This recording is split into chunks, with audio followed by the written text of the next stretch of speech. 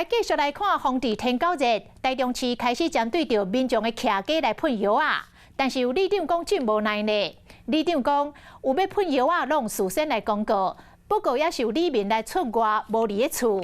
里长甲卫生局的人员只好是依法甲徛家来开锁、开门就去喷药啊，结果互里民甲告讲，这个里长侵入主体。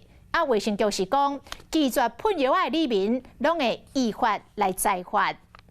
防疫人员去喷枪，一个徛家内底喷药物，每一个所在拢无漏交。在台湾天狗日的疫情到目前大概有得要活700多例确诊，其中台中有17例，市府实施室内的大清消，严格所传出有民众拒绝喷药啊，甚至阁对里长提告侵入徛家。政府很严格，必须要清消。当事人我其实也跟他一直想要跟他沟通，他置之不理，一直走。啊！现在就怪我说我强行破路。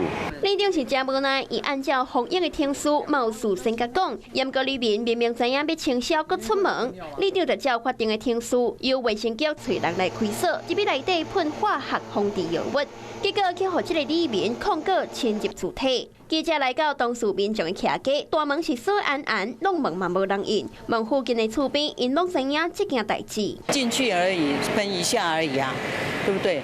因为真的，你没有让我们有一些准备啊。